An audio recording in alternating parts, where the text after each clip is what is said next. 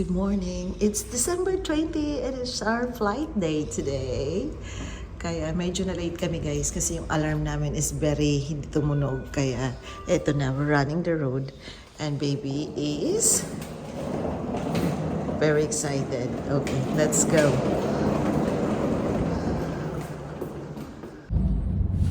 Balot na balot pa kami ngayon dito. Kasi nag-worry sila sa akin kasi yung suit ko is very manipis lang na jacket and crop top guys, crop top sa ilalim. So ano ang suot mo baby? Doble pa kasi nandito pa tayo sa Hong Kong. Pupunta tayo sa mainit na lugar. Yeah, pupunta tayo sa mga elepante. So nag-book na lang kami ng taxi guys papuntang airport kasi kung magbabas kami lalakad pa kami ng mga 5 minutes. Tsaka maghihintay pa kami ng bus kaya much better kung taxi na lang. Arrived at the Hong Kong airport guys. Daming bitbit si baby. Daming tao. Kasi season ng pag-uwi. Airport dito guys.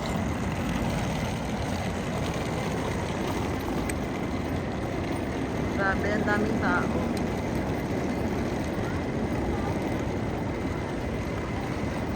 So una-una na namin gagawin, magkikilo muna kami ng luggage namin. And then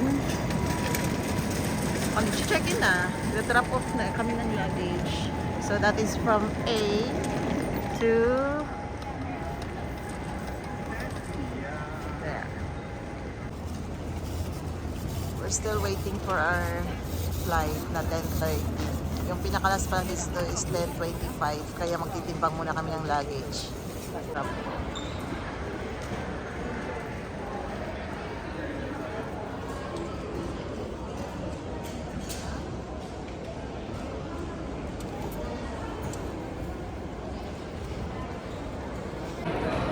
Hi guys, since nakapag-check-in na kami online, kaya nakapila na lang kami dito sa baggage drop-off.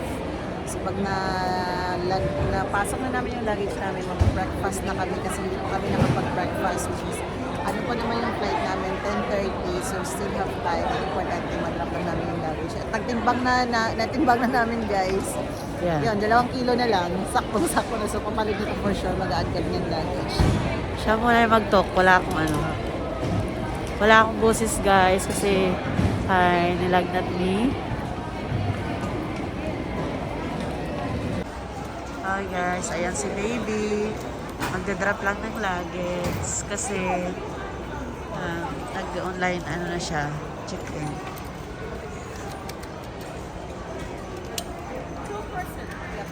Luggage drop.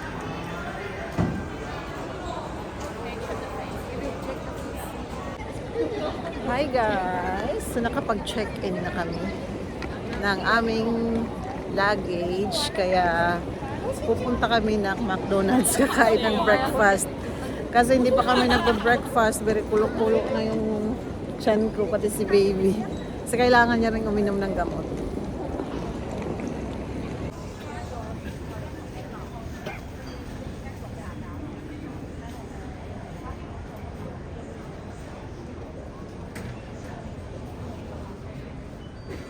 So hi guys, nag-end up kami kumain kami dito sa canteen kasi ayaw ko sa McDonald's. So I won for today's video.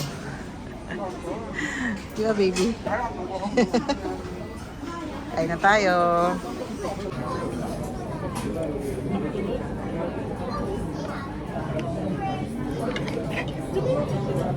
Ano mo tayo ulit? Sarap siya.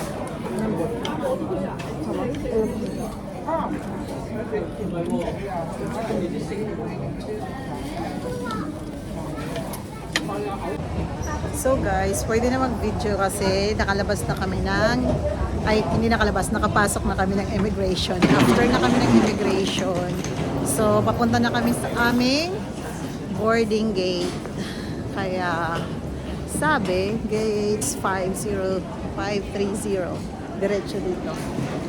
Come, baby! So, yung boarding gate namin, guys, ay 207. So, ang boarding gate sa Hong Kong ay hanggang 530. Andun kami sa kalahati. So, we have to go this way.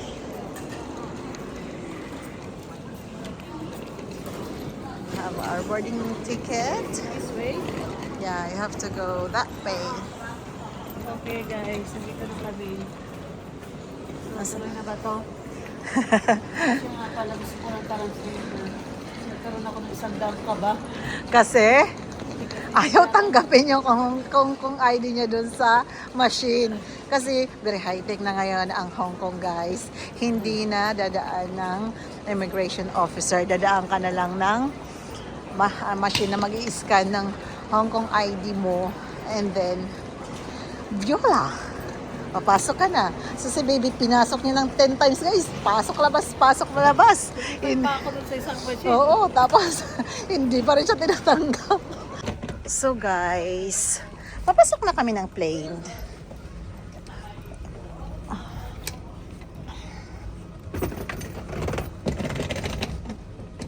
Maliit lang yung plane ng AirAsia. Kasi yun lang din ang direct flight ng from Hong Kong to Chiang Mai.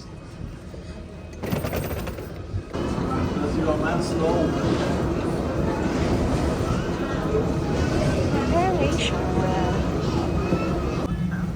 So, nasa plane na kami, guys. Ano pa rin sila, busy pa rin. Hi, baby. Ano na? Are you ready for take off? I'm ready to Yeah. By AirAsia. So, maliit lang po na plane, guys. So, yan yung pakpak niya. Nandun na yung mga luggage namin. Nandun nakita ko na yung luggage namin na pula.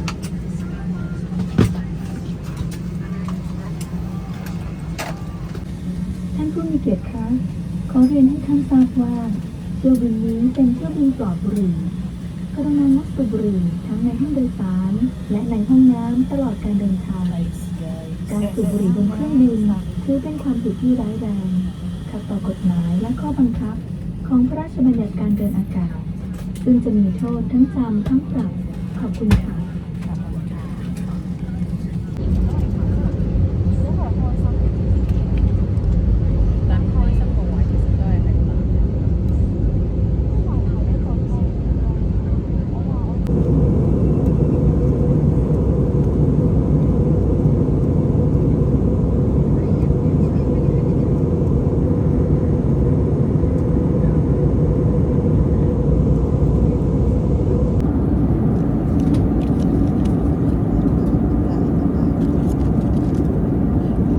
Binili namin sa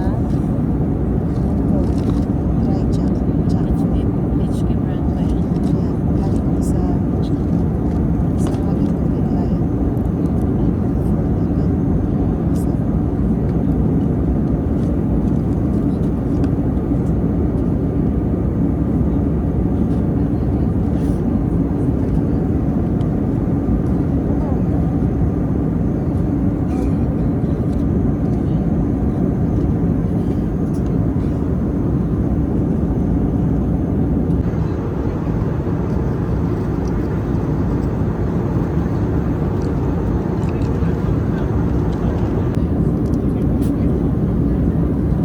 Parang buksan.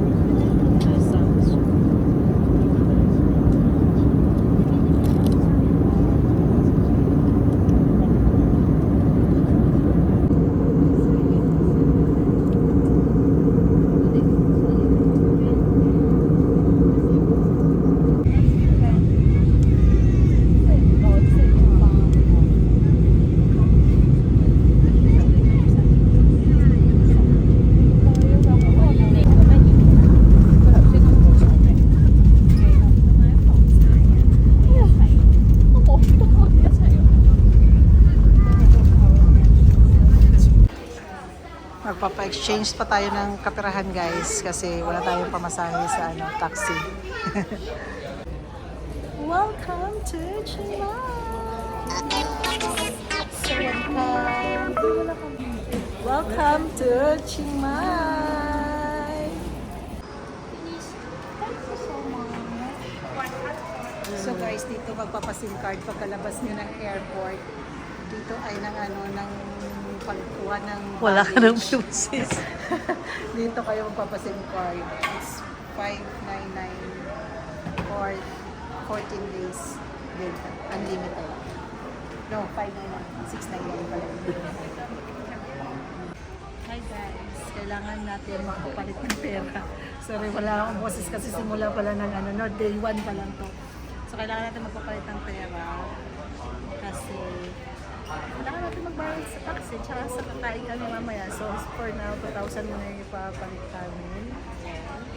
Kailangan yung passport kung magpapalit price. So yun yung palitan. Hindi ko alam basta. Yun na yun. Saan ba ito? Kasi yung 450 na HKD, yung 450 HKD, nung pinalit natin kay nasa Hong Kong tayo, 2,000. Siguro wala ka ng busis. Exchange.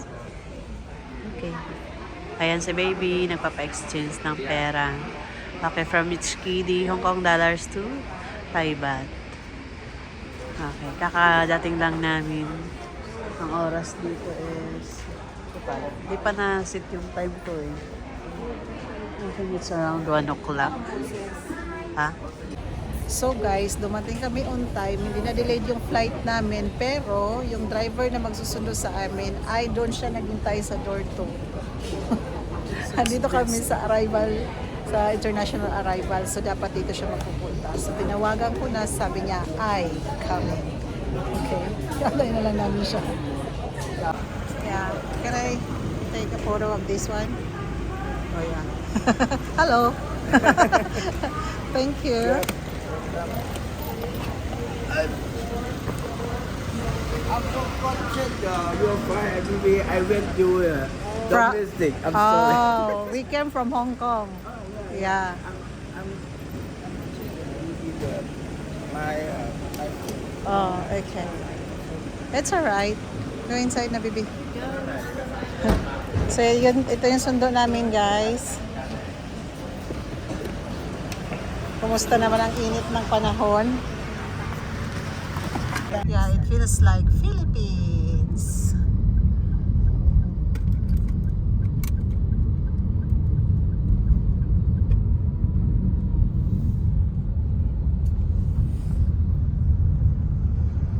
Mas okay din.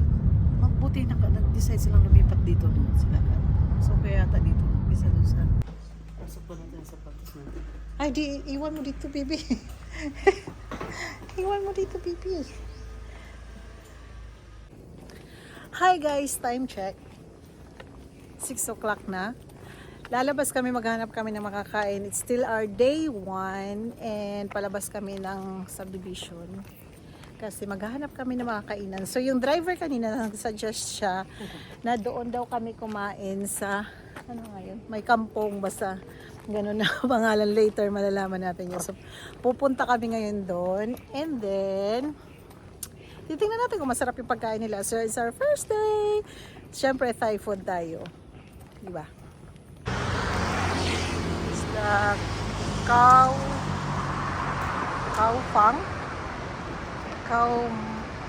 Fang restaurant. So papasok na tayo, guys. And we didn't make any reservation. Tingnan lang natin kung makakain tayo. Kasi may isang bus na pumasok. Na I think mga mga tourist. Ito pa oh. So dinadayo talaga siya dito. So let's see. So ito yung papasok, guys.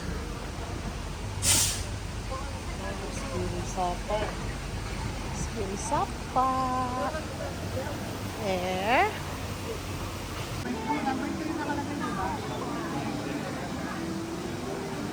Yeah. Number 5? Number 5, number 2 nakalagay. Ah. 2 tayo, pero number 5. Okay guys. Si baby, nagsusulat siya ng order niya. It's very spicy. J04.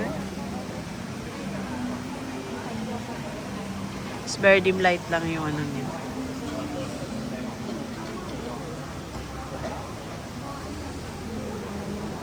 Very sure to not spicy.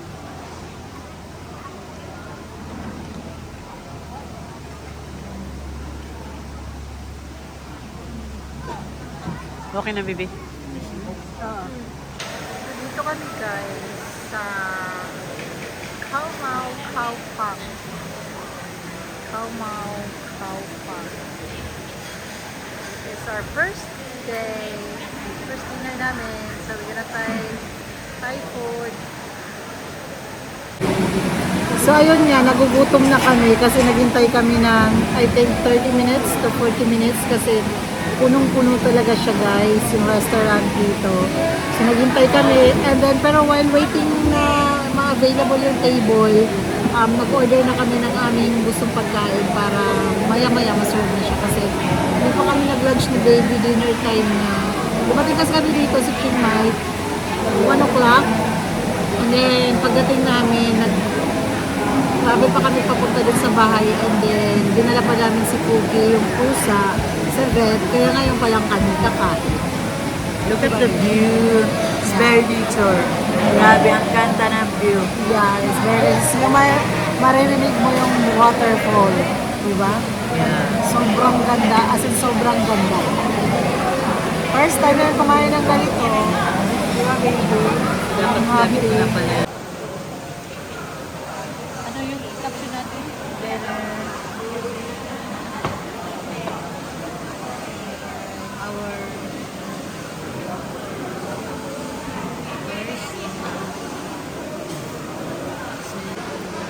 It's dinner time na, finally, dumating na yung order namin. Yun nga lang guys, kailangan mo talagang, yung pineapple fried rice. Kailangan mo talaga matutong kumain ng spicy, kasi spicy talaga yung foods nila.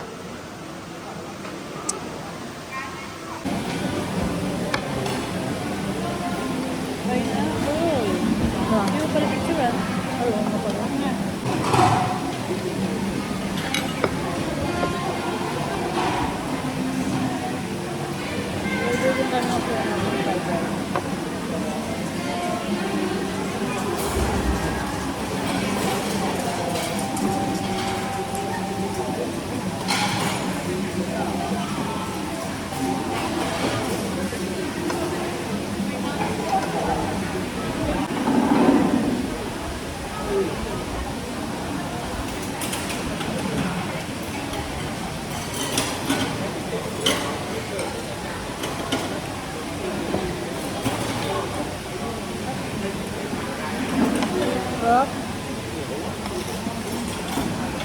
Sarap ng fried rice. Ayun na namin muna yung pagkain namin. So guys, good morning. We're having breakfast. So now, pag-uusapan natin yung day 1 namin dito sa Chiang Mai. Yung from the airport ng Hong Kong hanggang dito sa Chiang Mai. So yung ticket namin guys, na-book namin yun 3 months ago. So yung flight namin is December 20 and then binook namin yung ticket September 20 and that cost 2,500 each Hong Kong dollars. Sa aming dalawa, round flight ticket. So 2,500 each. So 5,000 from Chiang Mai Airport hanggang dito sa bahay is sikat na yung nagbayad noon. Binok niya kami kasi nga wala sila dito nung dumating kami. So para hindi naman kayong mga pa kasi first time namin sa Chiang Mai. And then yung travel naman from Hong Kong to Chiang Mai is only 3 hours. 3 hours and 5 minutes to be exact. And nag-fly kami sa AirAsia. First time namin mag-fly ng international flight ng AirAsia kasi usually pag umuwi kami ng Pilipinas is Philippine Airlines or Cebu Pacific. Yeah. Nakatry ka na yung AirAsia, baby? AirAsia from Hong Kong. Hindi pa. Manila to Tacloban. Manila. Ako rin, nakatry ako Manila to Tacloban na AirAsia. So parang same lang yung size niya, no? Parang same lang yung size, parang smaller talaga siya than the usual na mga international flights ng ng ibang airlines. Pero maganda naman at saka on time sila, hindi delayed, and walang pagkain sa binook naming flight kasi nagbaon kami ng sarili naming food. Kasi usually naman, pag gano'n, ayaw naman natin yung mga so nagbaon kami ng, yung nakita nyo sa video, nagbaon kami ng, yung dried langka. Dried jackfruit. Nabili namin yun sa Mongkok nung a day before our flight. Nagpunta kami ng Mongkok. So nabili namin, siya, $20. $20. Oh, $20 yung isa. 3 Sarap. for 100, 3 for 50. Yung isa. Tapos bumili lang kami ng isa kasi gusto lang namin i-try. So for sure, babalikan namin yun pag napunta kami ng Mongkok. Kasi masarap siya. And also, yung tubig. Bumili lang kami ng tubig worth 60 baht. 40 baht. 40 baht each. So yun lang. Yun lang nagastos namin. And then, pagkagabi, nakita nyo sa video, kumain kami sa Khao Mau Khao Phang, which is sinuggest ng driver. So, dito lang siya. Sabi ko, what is the best restaurant in Hangdong area? Because nandito kami sa Hangdong, guys. It's 20 minutes drive away from the city. So, nag-ask ako dun sa driver kung ano yung magandang best restaurant dito sa Hangdong. So sabi niya, Khao Mau Khao Phang. So ako naman si Miss Google, kasi ako talaga yung taong pala Google. So ginoogle ko siya. And then it's just like 10 minutes walk away from here, no? So dito lang talaga siya sa right side. So nilakad namin nung nagkapagpahinga kami, natulog saglit. So nung dinner, yun, doon kami nagpunta. And yung food nila is real, authentic Thai food talaga. But then, para sa mga taong hindi mahilig sa spicy, is medyo anghang siya para sa amin. Though yung in-order naman namin is yung Thai pork curry. Hindi siya masyadong maanghang. Masarap siya. Perfect siya sa rice. Yung, mas maganda sana kung plain rice lang, no? Yun. Masarap sana yun yung nasa Boko. Pag hindi lang siyempre hindi pa natin masyadong kabisado yung mga So nag-order kami, guys. Sabi namin, kasi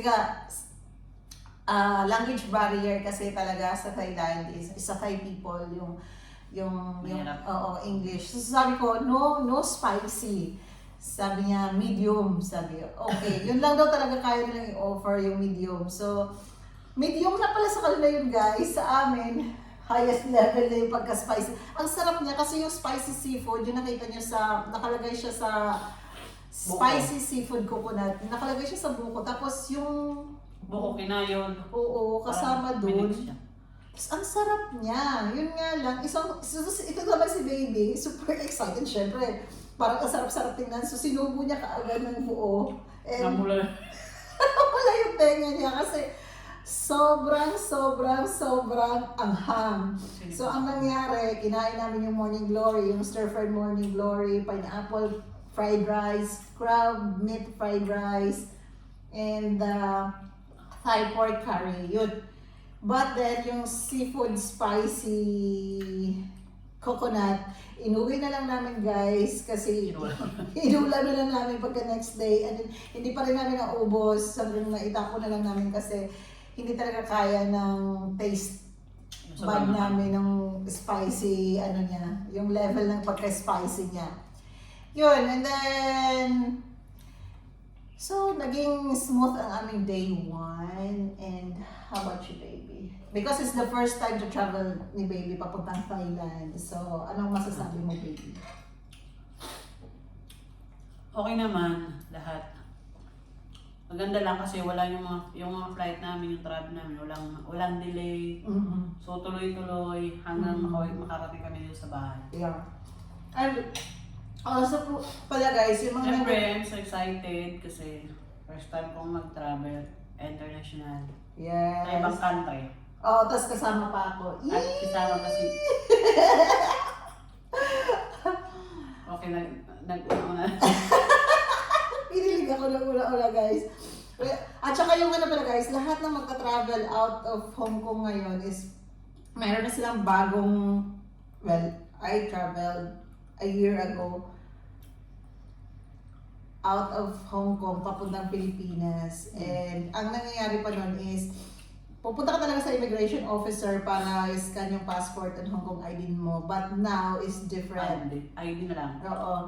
Mayroon na silang scanning machine na ipuput mo na lang yung ID mo doon, tapos i-scan na lang nila yung Hong Kong ID mo, yung mukha mo, and then voila, makakapasok ka na sa immigration. And then, papunta ka na ng boarding gate. And what happened to baby is, nag-try siya ng maraming beses, pero hindi talaga binasa yung kanyang Hong Kong ID, which is similar to yung sa left side mo, baby. Ganon din nangyari sa kanya. So, pinapunta siya ng immigration officer. At ano na nangyari ng baby? Sabi niya, balik ka doon ka muna sa old pa daw na kukunin yung ID mo, yung yung mga papers mo. Dadaan ka sa immigration officer. Oo.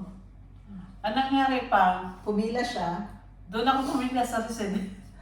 Pero siguro dahil na yung mukha ko na, sabi niya, okay na lang daw. Oo. And besides, grabe talaga yung tao. Kaya siguro yun yung purpose nila na scan na lang. Kasi after post-COVID, yung December. airport talaga Punuan. is punuan. And I think kung mag-queue ka pa sa immigration officer, it will take time. But then, kaya yun lang para lang yun sa may mga Hong Kong ID, guys, ha. It's a different story yun para sa mga turista. Yeah, I think so. Kasi kami nagtatrabaho kami sa Hong Kong, so we have our Hong Kong ID. And that's it for today's video, guys. See you till next vlog. We have more videos to come. Hindi ko pa alam kung paano ako mag-start mag-edit. Ang pang-edit. And more videos, baby. And don't forget to like and share sa channel namin, syempre. And subscribe, of course. Bye!